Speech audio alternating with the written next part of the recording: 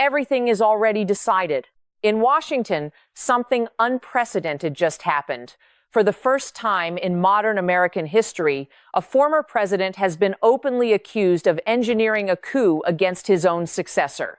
No warnings, no delays, just a line crossed that was never meant to be crossed. How did U.S. politics reach a point with no return, and who benefits when the rules collapse? Stay with us, because what happens next rewrites the rules forever. It started quietly, too quietly. In Washington, long after midnight, a phone screen lit up blue in the dark. No cameras, no warning, no soundtrack of urgency.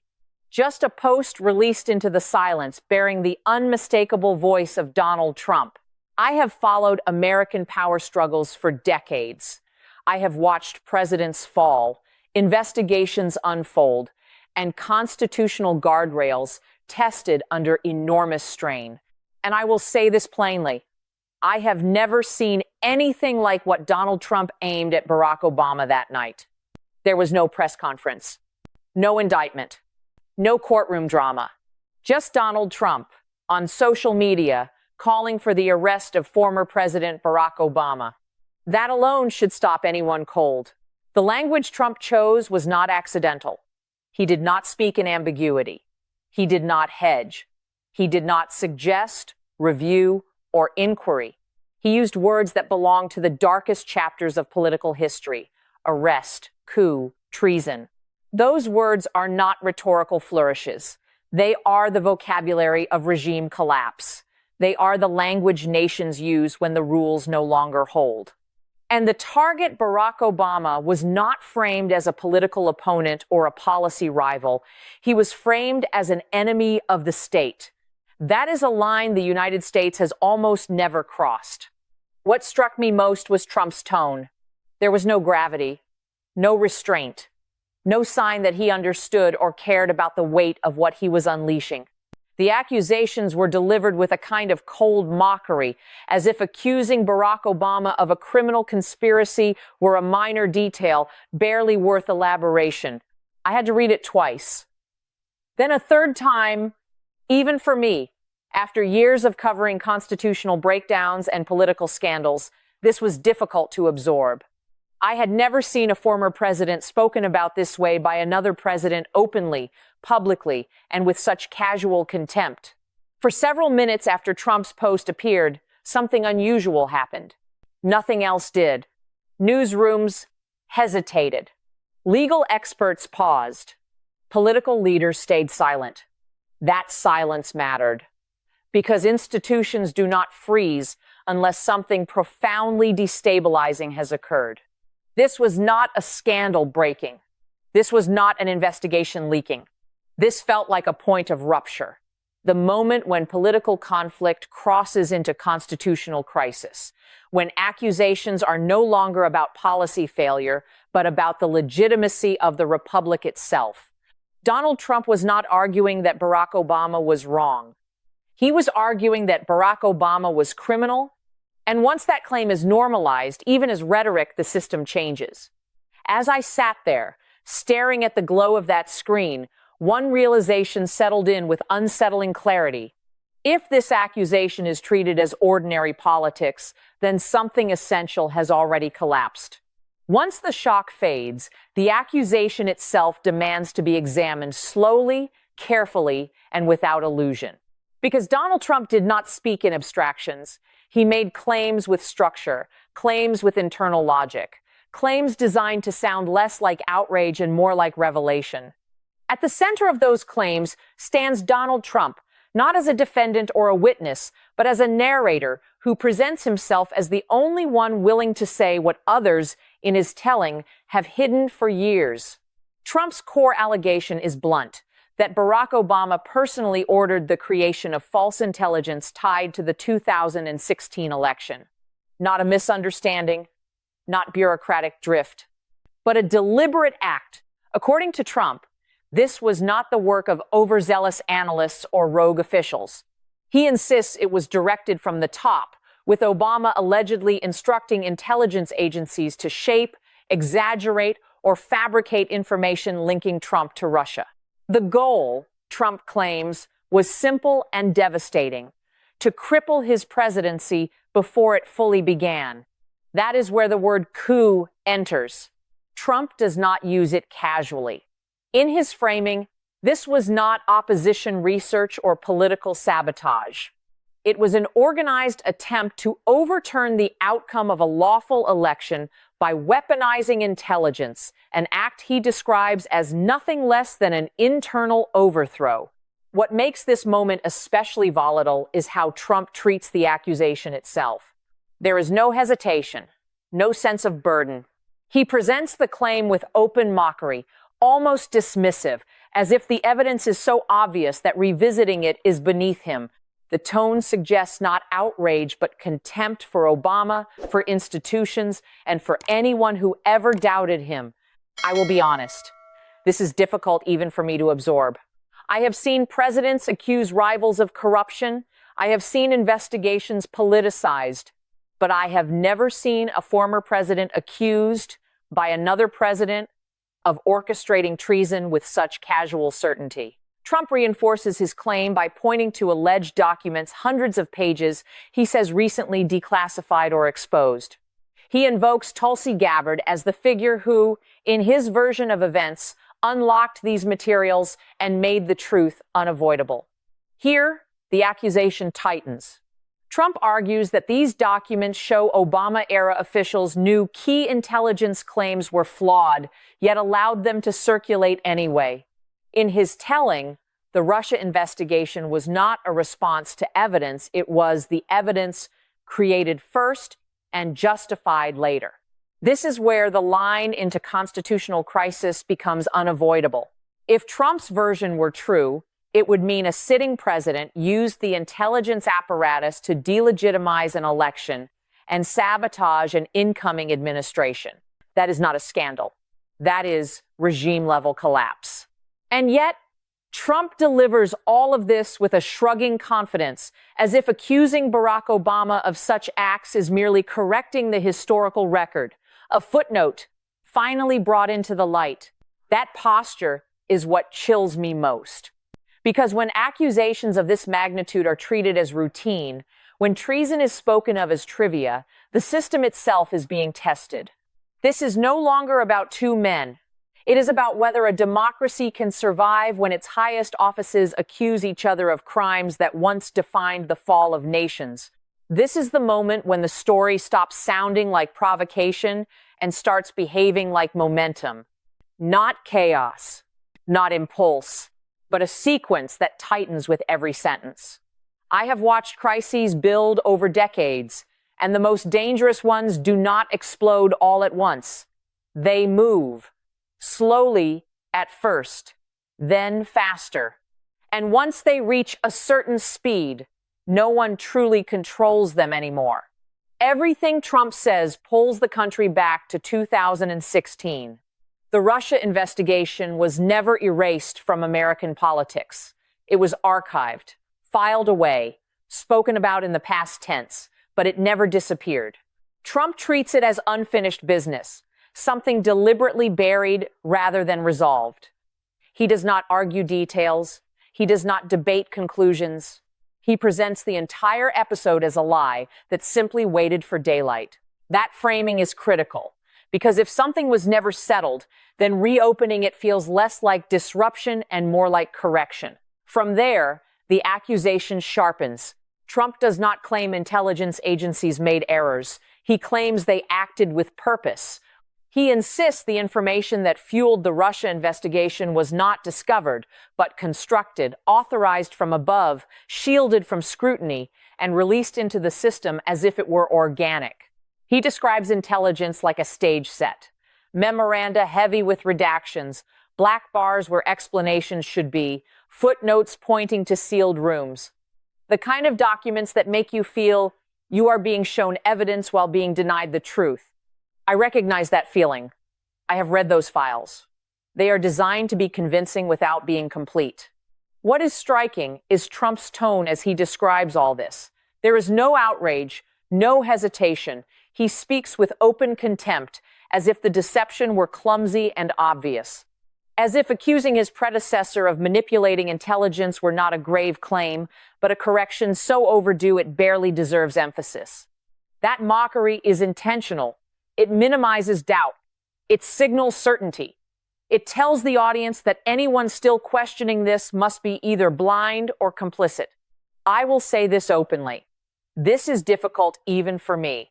I have reported on intelligence failures and political abuse, but I have never seen intelligence itself framed so casually as an instrument of internal sabotage by one administration against another. Then the language changes. Trump stops speaking about investigations. He starts speaking about overthrow. The word coup enters the narrative, and once it does, everything changes. An investigation implies process, even corruption within rules. A coup implies intent to nullify an election and seize power by other means. It is one of the heaviest accusations a constitutional system can carry. I have covered coups in other countries. I have watched democracies fracture when that word moved from rumor to reality. I have never seen it deployed so openly against a former American president and with such casual confidence. Trump presents the accusation as self-evident. He does not build toward it. He states it. In his telling, intelligence was weaponized not after the fact, but from the beginning to poison legitimacy before his presidency could stabilize. If that were true, the implications would not be political. They would be existential. And yet Trump delivers it as if he were correcting a footnote. That is the moment when the ground begins to feel unstable.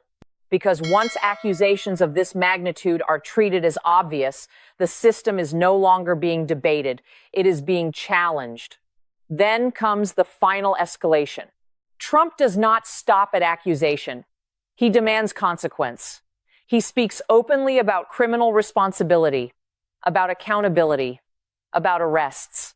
He pushes the story out of commentary and into the realm of enforcement. This is where the clock speeds up. Once a former president publicly calls for the prosecution of another former president, nothing can remain neutral. Prosecutors are implicated even in silence.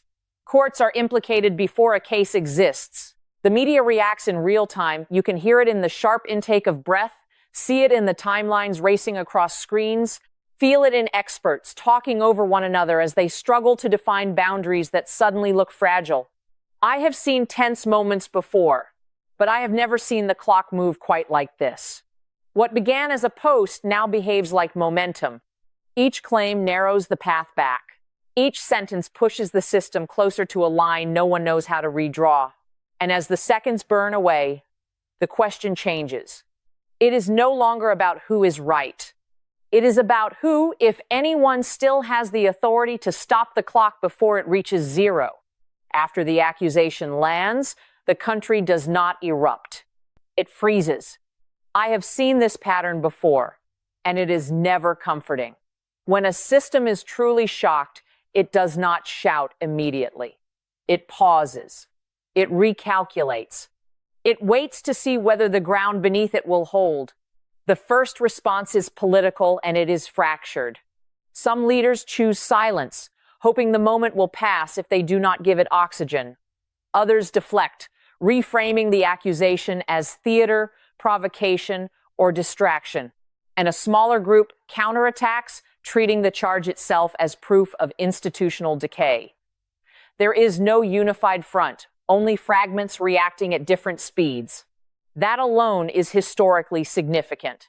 Legally, the terrain is even more fragile. There is no indictment, no warrant, no formal action, and yet something irreversible has already happened. A former president has publicly called for the arrest of another former president, framing it as routine, almost beneath notice. The precedent has been broken. The barrier that once separated political combat from criminal accusation has cracked. I want to be precise here. Courts have not moved. Prosecutors have not acted. But the rules have shifted anyway. Once that line is crossed, it does not easily reform. Socially, the aftershock spreads wider than any courtroom. Confidence in elections is questioned again. Trust in intelligence agencies is dragged back into dispute. For many Americans, especially older ones who remember stability, this feels like a reopening of wounds they thought had healed. I will admit it plainly. I never expected to see this level of institutional doubt return so openly. The comparison that keeps resurfacing is 1973 Watergate. Back then, the evidence was analog tapes, transcripts, envelopes passed hand to hand. The crisis unfolded slowly, constrained by technology and process. Today, the catalyst is digital, a post, a platform, a message that travels faster than any subpoena ever could. That difference matters. In 1973, the system strained under the weight of proof. In 2026, it strains under the speed of accusation. And hovering over all of it is Trump's posture, cool, dismissive, almost amused. He speaks as if the charge against Barack Obama is not extraordinary, but overdue. As if history has simply been slow to catch up with him. That tone, more than the words themselves, accelerates the damage. Because contempt normalizes the unthinkable. I have covered scandals. I have covered collapses. But I have never seen a moment where so much depended on how a society absorbs an accusation before any verdict exists. History does not need an immediate judgment. It only needs a crack. This is the moment where the noise finally falls away. Not because the crisis has ended, but because the meaning of it becomes unavoidable. I have learned over decades of watching nations under strain that a strong country is not one that avoids crisis. No democracy does. Power attracts conflict the way gravity attracts mass. A strong country is one that survives crisis without losing faith in the rules that hold it together. That is what is on trial now. When Donald Trump speaks about Barack Obama using the language of arrest, coup, and treason, he is not merely accusing a man. He is testing a boundary that once defined the difference between political struggle and institutional collapse. And he does so with open disdain, almost amused, almost dismissive, as if such accusations are long overdue formalities rather than constitutional explosives. That tone matters more than any document. Because when criminal language is used casually at the highest level, it does something quiet but devastating. It trains the public to treat the unthinkable as ordinary. It makes rupture feel routine. And once that happens, repair becomes exponentially harder. I will say this plainly, and it is difficult even for me to admit. I have never seen trust erode this fast without a single verdict being issued. No court has ruled. No jury has convened. And yet something essential has already been weighed and found wanting. Not a person, not a presidency, but belief. Belief that elections settle disputes. Belief that intelligence exists to protect, not punish. Belief that former presidents do not threaten each other with handcuffs. When those beliefs fracture, geography and power take over. Institutions retreat into self-protection. Citizens retreat into suspicion. Every future crisis becomes harder to contain because the ground beneath it is already cracked. Trump presents his accusation as small, obvious, beneath debate. That posture is the final danger. Because democracies do not collapse only from lies. They collapse when certainty replaces restraint. History will not ask who posted first. History will not ask who had better lawyers. History will ask only this: who opened a door that no one knew how to close, and why no one stopped them when they did. Thank you for staying with me until these final moments. It truly means a great deal. If this story touched you or sparked reflection, please leave a like, hit subscribe, and share so our voices can reach further. Stay strong, stay vigilant, and I will see you in the next journey. Farewell.